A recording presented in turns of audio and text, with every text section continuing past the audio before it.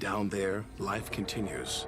The traffic is awful, stocks go on trading, and Star Trek is still showing.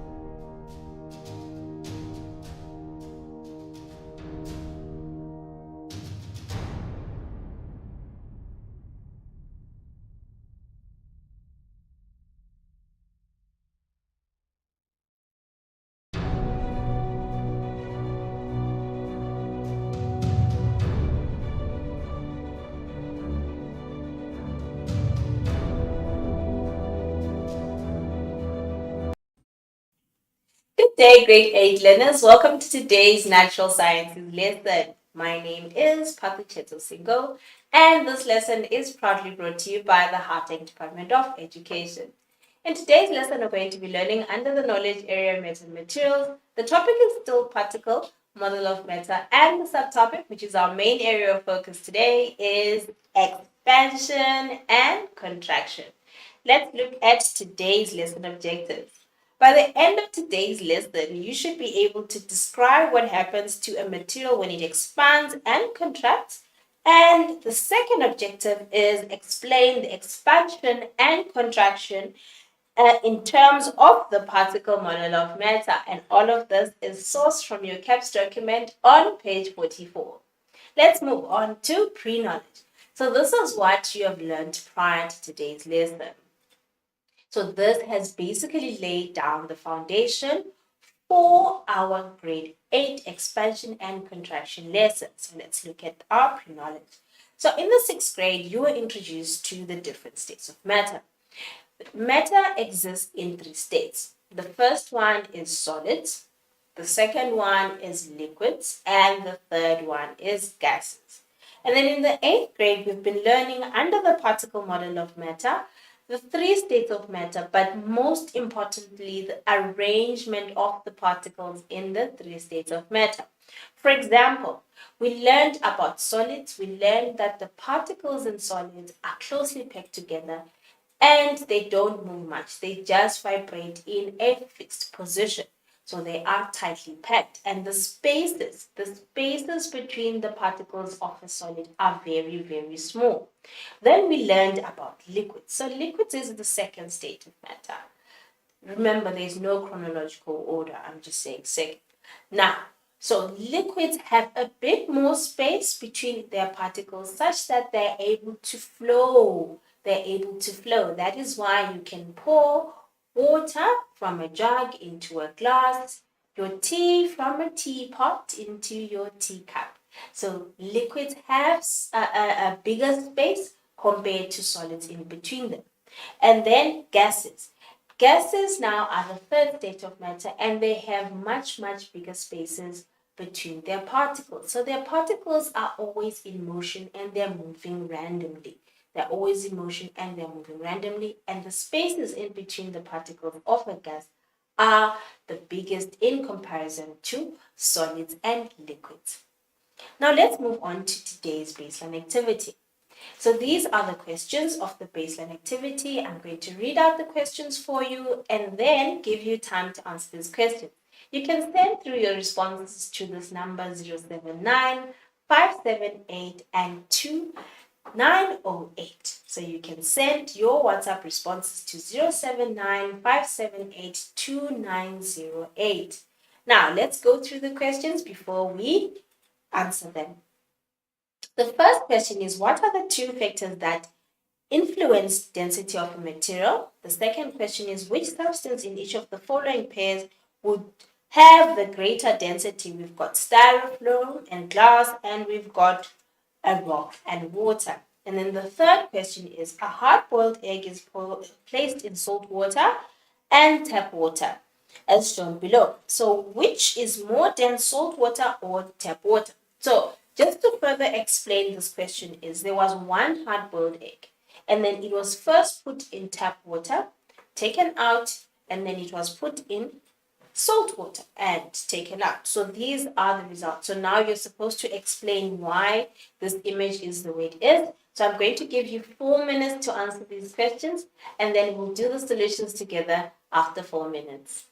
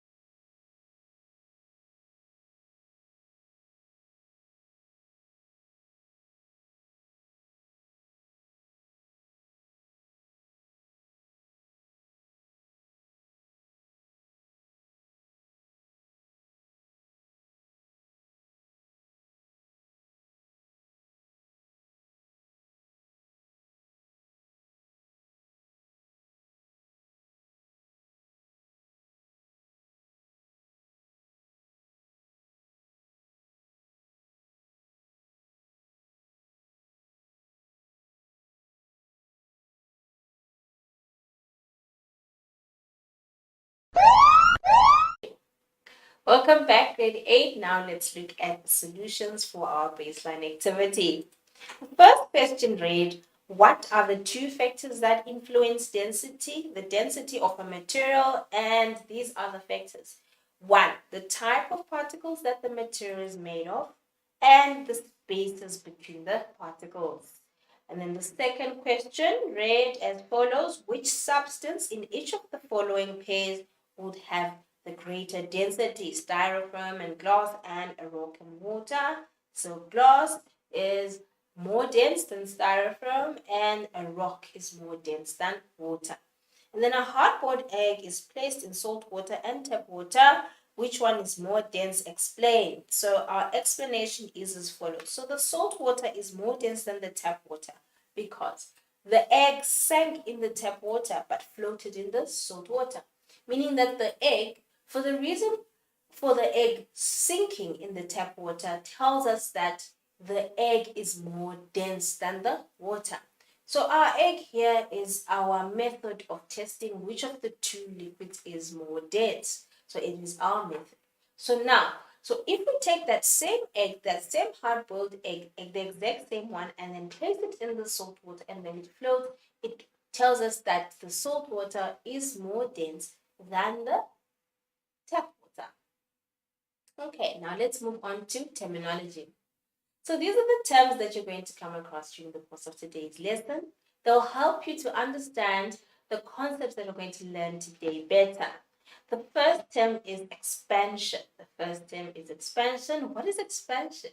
Expansion is the process of taking up more space when a material becomes slightly larger when heated. So when we heat a material and then it becomes slightly larger, we call that expansion. And then contraction is the process of taking up less space when a material slightly shrinks when it is cooled. So when you cool some materials, they will become smaller and take up less space, and we call that contraction. Let's talk about the state of matter. Right. So I've been talking about expansion and contraction, and here I've got a picture of 3 containers, right? Rather, one container. So this is a series of different temperatures. We started off at 70 degrees Celsius, then added heat, and then we went up to 140 and then to 180. So matter doesn't always change its state when the temperature changes. Remember in the previous lesson we were talking about how matter can change its state, when it gains or loses energy. But that is not always the case. Sometimes matter does not always change its state when its temperature changes. So liquids, solids, and gases can expand and contract, meaning they can become bigger or smaller. Now, let's look at solids, liquids, and gases when heated. So when solids, liquids, and gases are heated, they expand. Right, let's look at that picture there. So we start off with this glass of water at this particular temperature. So blue represents a lower temperature. So the color blue will represent a lower temperature. So that is the level at which the water is at that lower temperature. So once temperature increases or once we have heat, the level of the water will increase. We call this expansion. We call this thermal expansion when the particles in the water do gain energy and then they expand. So this means that they get bigger, that the spaces get bigger. The spaces get bigger. And let's talk about why they take up space. So we're saying the spaces get bigger, the space that has been taken up increases. Why is it so? So particles of matter are moving and vibrating all the time. Remember we said particles in a solid are vibrating in a fixed position. We said particles in a liquid are always flowing over and on top of each other. And then we said particles of a gas are always moving in random motion. All right, so now let's look at this diagram here. So this diagram shows us the movement of particles in each of the 3 states of matter. We've got solid, we've got liquid, and we have gas. Solid, liquid, and gas. Now, if you look at the particles of a solid, they are in that same fixed position, but there is some kind of movement there. There is a movement. And then with liquids as well, if you focus maybe on a single particle, you can see that they are moving quite randomly. They are moving not as randomly, but they are flowing on top of each other and under each other in that small space that they're in. And then if we look at the particles of a gas, you can see that they are moving fast and randomly. So particles of matter are not stationary. They are not frozen, they are not stationary, they are in a constant movement. Some are vibrating, some are flowing, and some are just zooming in and out randomly. So this is how they can take up space. Now let's continue. So when we add heat to a material, so when a material is heated, the movement of the particles increases and the particles move further apart. So you saw in the previous slide when we had solids, liquids, and gases. So if we add heat to each of those materials, those particles will gain energy. They will gain thermal energy. So once they've gained thermal energy, they have the ability to swish up and down and move randomly. So during expansion, now let's go back to expansion. So during expansion, the space between the particles increases. Remember now, thermal energy, a heat source, has provided energy for the particles to be able to move. So now that the particles are able to move, the spaces now in between the particles now increases because of the heat energy that has been added. But always remember that the size of the particles and the number of particles does not change. The only thing that is changing in this case is the spaces, the size of the spaces between the particles. The size of the particles themselves does not change. The number of particles does not increase, does not decrease. The only thing that changes is the size between the particles. So let's look at this diagram here. So we've got a container here. We'll start off on the left-hand side. So do you see the level, the volume? Remember, the volume is the space that is taken up. So this substance has taken up half of the container. That's the space that the substance has taken up. It's half of the container. So once we add heat to it, the particles take up more space. They've pushed the lid up and more space has been taken. If you look at the particles, they still have the same shape, they are the same size, and they're in the same number. Okay, but the space that they were occupying has increased. If you just look at this level, so this is where they are now, and this is where they were before. So this whole entire space has been filled up by the particles. The whole entire space has been filled up by the particles. Let's continue. So when solids, liquids, and gases are cooled, they shrink or they contract. So we've been talking about expansion, now we're talking about cooling, which is the opposite of expansion. So when they are cooled or their temperature decreases, they shrink. So why do they contract? Why do you think they contract? So when the material is cooled, the movement of the particles decreases and the particles move closer together. Remember, in the previous slide, we were talking about adding heat energy and the particles gaining kinetic energy and they're moving faster and further apart from each other. So the opposite happens when you cool a material. When you cool a material, the particles move closer to each other. They've lost their kinetic energy because the thermal energy or the temperature has gone down. The thermal energy has been taken away. So they are now cooling. So now, because they are moving less and the movement has reduced, the spaces between the particles decreases. So now that the spaces between the particles decreases, what's going to happen? They'll move closer to each other. And then the overall effect on the entire material is if the particles were moving with this space in between them, if they're moving with the space in between them, when they're cooled and they're moving less, what's going to happen? They're going to move closer to each other. And the overall effect is the material or the substance has shrunk or the substance has contracted. So that is the effect of cooling a material. Now, let's look at this picture here. We start off with fast movement. So these particles are moving randomly and fast, just moving. As you can see, also focus on the spaces. Focus on the spaces of the particles. Focus of the spaces between the particles. The spaces are quite large.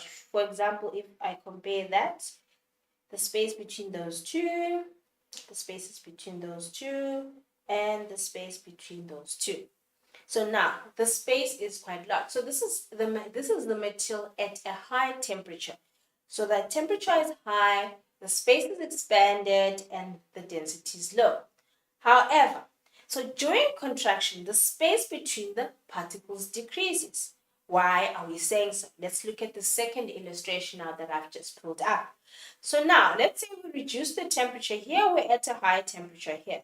Now that we have reduced the temperature, so the temperature has decreased, we've reduced the temperature, what's going to happen? The particles are going to lose their energy or their ability to move fast, and they're going to start moving really, really slow. So once we reduce the temperature, the particles come now closer to each other. Compare the space between this one and that one, these two, and then you just pick a random pair. I've picked those two, and compare the space between those two. I'm sure if you have a ruler with you, you can actually measure and see the difference in the spaces. So once a material cools, the spaces between the particles becomes smaller, and then it becomes denser. Remember in our previous lesson when we were comparing the brick and the loaf of bread, that sometimes the spaces between the particles contribute to its density. So now this material becomes more dense now that it has cooled and the particles are closer to each other. They're almost packed. And then when we increase temperature or when we apply heat on the same material, it becomes less dense because the spaces between the particles has increased. Just like the spaces between the particles in a loaf of bread are greater than the spaces between the particles of a brick. So now, the size and the number of particles remains the same. This is an important factor that you need to remember. If we look at the size of that one particle and the size of this particle, do you see they're the same? Even if you look at the shape and you look at the size and you look at the number of the particles, it is the same. It doesn't change. So the only thing that has changed here is the spaces between the particles and the movement. With a higher temperature, they move much faster. With a lower temperature, they move much slower. With a higher temperature, the spaces between the particles is greater than at a lower temperature. Let's look at the effect of temperature on materials. So only when sufficient heat energy is added to material is when a material can change state. Remember in our previous lesson we talked about changing of state when sufficient temperature is added. When a sufficient temperature is added. So wax or ice, these are not very hard solids. So they tend to lose their shape when they are heated. Just think of a candle when you think of wax. When you light the candle, you can actually mold the top of the candle there where there's the wick. You can actually mold it there because that's where the heat is. So you can actually mold it whether you flip it out or you mold it like you make it fold in. Like even if you take like a whole candle and you add some heat to it, you can change its shape. So because these are not very hard solids, they lose their shape when heat is added to them. But hard solids, such as metals, they don't lose their shape. They just expand or contract. So that is why most of our pots, they are made from iron because iron is a hard metal. So imagine if you're trying to cook your stew and then you put your iron pot on the stove or on the fire. And then the moment you pour in your meat and your water and all is now boiling, it melts. So hard metals do not lose their shape. They just expand or contract. Now let's talk about expanding solids. Expanding solids. So solids, they expand when they are heated, but so little it's hard to notice. That pot, that iron pot that I was telling you about, the iron pot that I was talking about, it will expand when you place it on a hot stove or on a fire. It will expand, but you're not going to notice it because the expansion is so little you won't notice it, but they do expand.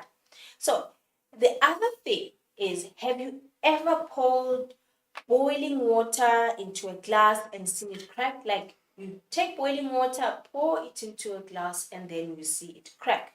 Have you ever done that? So I've got a picture of one of my glass cups. I poured boiling water into it by mistake, and then this is what happened. It cracked. So why does this happen? So this is because the inside of the glass expands before the outside of the glass. So the heat is not distributed at the same time and evenly. So that's why it cracks, because the inside is feeling so hot, but yet the outside is so cool. So that is why it cracks. So you can safely, however, you can safely pour boiling water into a Pyrex glass jar because it is a special glass that does not expand as much. Which glasses are we talking about? These beakers that I'm always using in the lessons, the test tube, or the lab glassware. That is a special glass that doesn't expand as much. So that's why you can even put a test tube on direct heat. When we're decomposing one of the compounds, we put a glass, but it didn't crack. So that is this special glassware that I'm talking about. Let's talk more on expanding solids. I have a question for you. You can think about it. Why do you think there are gaps on the railroad tracks? So if you've ever played, when I was younger, I used to play on the railroad tracks. So if you've ever played on the railroad tracks, you'll see some tiny gaps there on the railroad tracks. I'm just going to show you a picture. There they are. So why do you think there are gaps between the railroad tracks? So this is the answer. So railroad tracks are made of metal. We agree. If you've seen railroad tracks, you will know that they are made of metal. And metal expands when it is heated, especially during those hot summer months when it's very, very hot and you're playing barefoot or you walk on top of a piece of metal, you know that it expands and it gets hot in the hot summer months. So what engineers do is they put these spaces. What the engineers do is they put these spaces in between the railway tracks. So when the tracks expand on that very hot day, they'll cover the gaps between so that the railway track doesn't bend and it remains straight. So it doesn't bend like this. But once these gaps are covered, the railroad track will remain straight. So that is the reason why there are those tiny gaps between the railroad tracks. So engineers engineer that system because they understand that metals expand when they get heated. So they made this allowance so that the railroad track doesn't get curvy like that. Okay, now let's talk about expanding liquids. Liquids expand more than solids when they're heated. Remember, liquids already are having a bigger space. They already have a bigger space in between their particles in comparison to the solids. So their expansion is greater when compared to solids. So a thermometer, we can use a thermometer. A thermometer makes use or takes advantage of this fact that liquids actually expand more when they're heated. If we look at this thermometer here, you see that the liquid in there keeps on going up and down, up and down, up and down. So the liquid is actually coming from this point over there. So that's where the liquid is coming from. So what happens is when you take a thermometer and you put it in a hot liquid, let's say we're in the lab and we're testing temperatures of different liquids. Now, if you put that thermometer in there, it's going to show you the temperature of the liquid. But how does that work? So we usually use two liquids in thermometers, right? The first one, some thermometers contain liquid mercury and some thermometers contain alcohol. And these two are extremely sensitive to changes in temperature. So which one is which? If you see a thermometer with red, that is alcohol. That thermometer has liquid alcohol. If you see a thermometer with silver, I'm sure those are a bit difficult to read, but if you see a thermometer with a silver liquid going up, that is liquid mercury. That is liquid mercury. So that's the difference. Just in case your lab has different thermometers, just take a look at them one of these days. And the silver one is a mercury one, the red one is an alcohol one. So these are extremely sensitive to temperature, such that when you put it under your armpit, you're going to read the temperature, your body temperature. So what happens is when this is the source, so this is the source of your mercury or your alcohol. So when there's an increase in temperature, the liquid will expand. Remember, we're talking about expansion. So the particles in that liquid are going to expand, and then that expansion results in it not being able to fit all of it in that pocket there. So it is forced to rise up. It is forced to come all the way up and then reach your particular body temperature. So when the temperature rises, the mercury or the alcohol expands in the bulb and pushes higher up in the nanotube. So that's how engineers take advantage of the expansion of liquids, and specifically your liquid mercury and your alcohol. So that's how engineers take advantage of that. Now let's talk about expanding gases. So when a gas is heated, its particles, they move randomly, causing the gas to disperse or causing it to spread out. I've got that picture with me again, where we have the container. This is the same container before and after adding heat. So the gas was localized to this area. That's where the gas was. But then after adding heat, the gas pushes the liquid all the way up, and now the spaces in between the gas particles are larger. They've increased. Actually, it has covered this much space. So this is the space that has been covered by the gas. This is the space that has been covered by the gas. Okay, grade 8.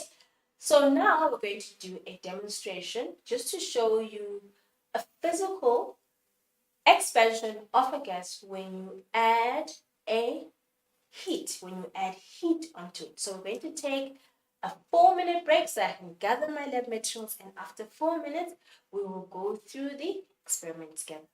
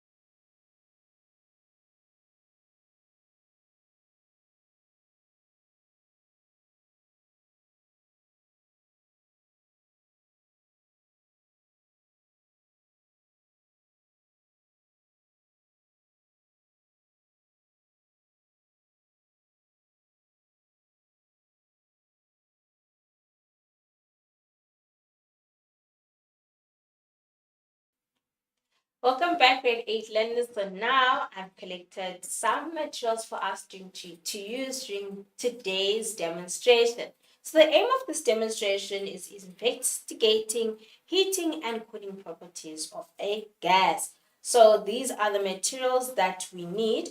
We're going to need 2 containers. So I've got my 2 containers there. And we're going to need hot water and cold water. I've already taken the liberty to pour the hot water and the cold water into the containers.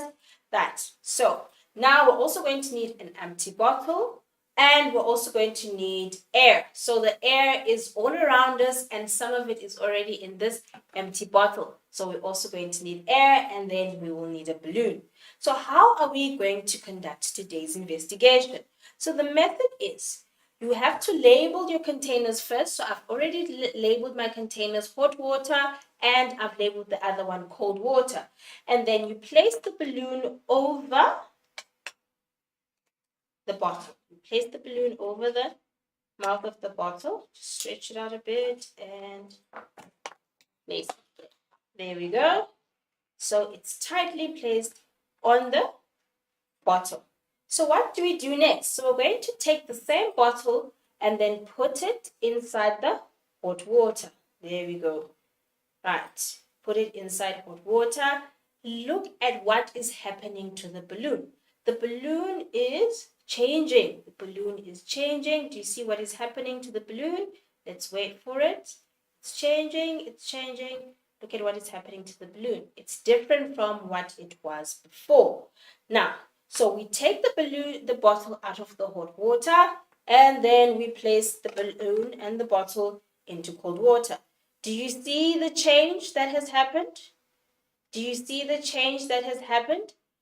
Do you see the change? Focus on the balloon. And then now let's record our observations. So for us to record our observations, we're going to take a break and put all these things away and then record our observations.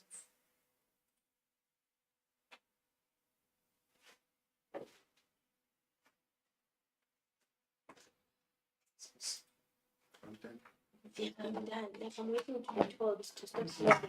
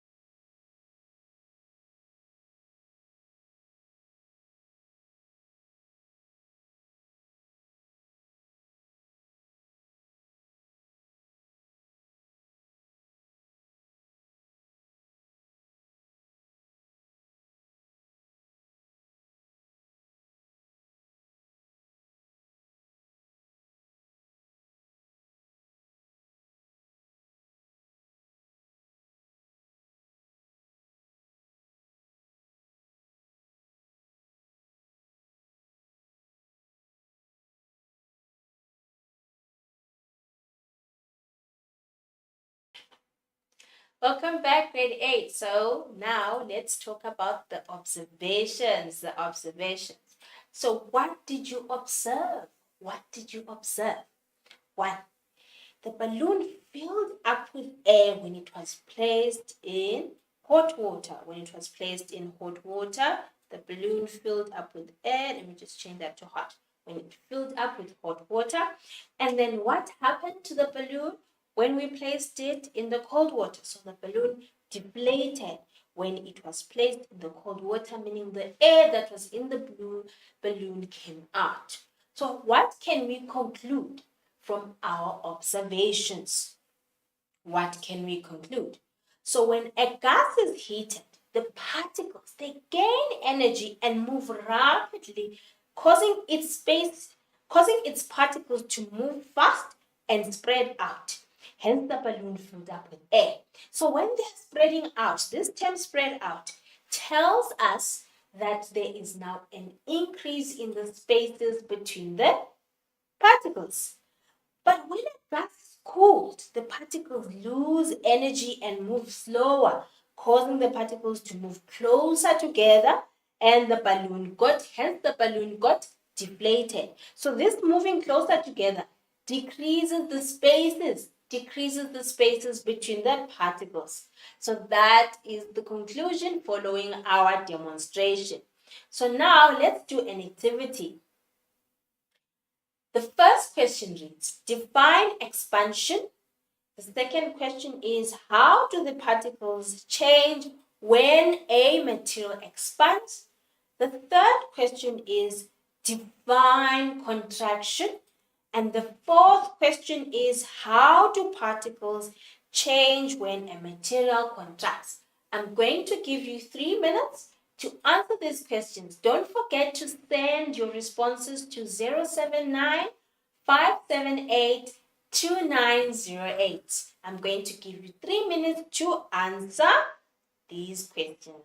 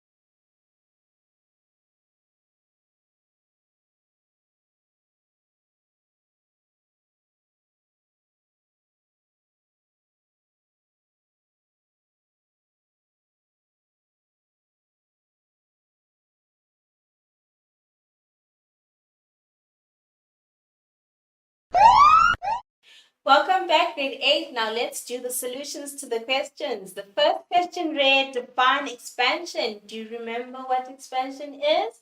If you wrote the increase in volume of a material as the temperature is increased, you got it correct. And the second question is, how do the particles change when a material expands?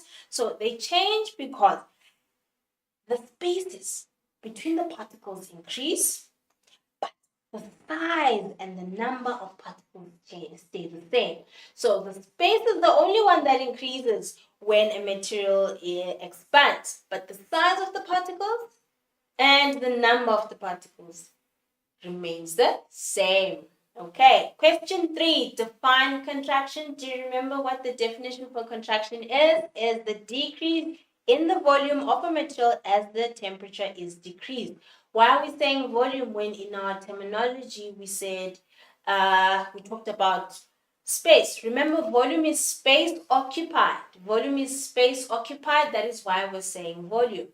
That is why we're using the term volume, because volume is space occupied. So contraction is a decrease in the space occupied. So how do the particles change when a material contracts? So the spaces between the particles decrease and they move closer together. So remember with our balloon experiment, dipping in the hot water and dipping in the cold water. It inflated in the hot water and deflated in the cold water.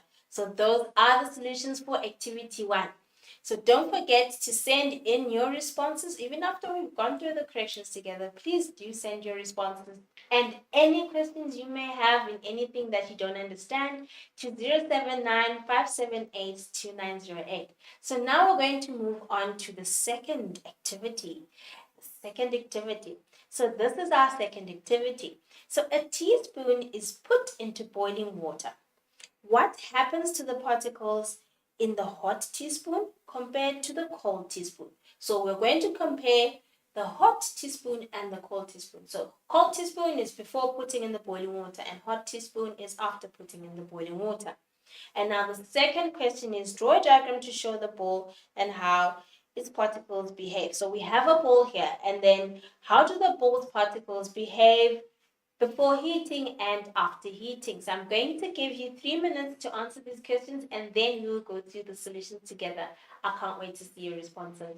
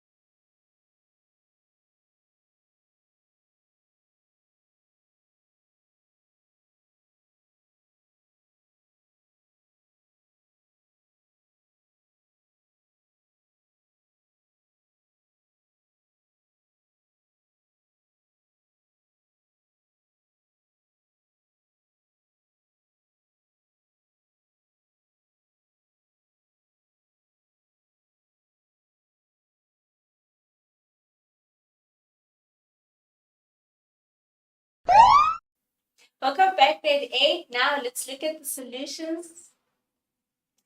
So, the first question read, a teaspoon is put into boiling water. What happens to the particles in the hot teaspoon compared to the cold teaspoon?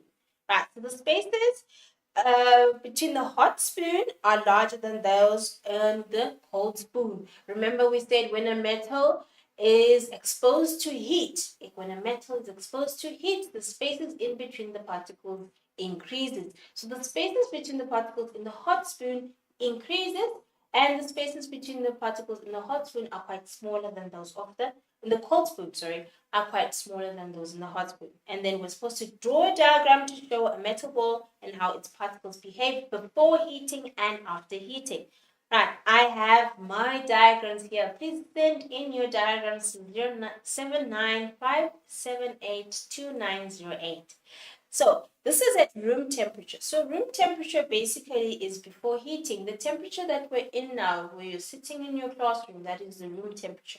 So these are the arrangement of the particles. So just take note of the spaces. Remember, with expansion and contraction, we need to take note of the spaces in between the particles. So you take note of the spaces in between the particles.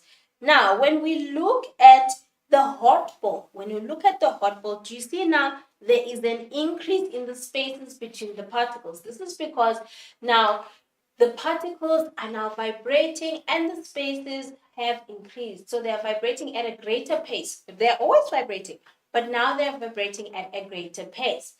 All right, so now we have reached the end of our lesson. So let's summarize and recall everything that we have learned today. So here's today's summary. So the particles in matter move all the time. Always remember that the particles of matter are constantly moving. The ones in a solid are constantly vibrating, the ones in a liquid are constantly flowing, and the ones in a gas are constantly moving randomly. So they move all the time.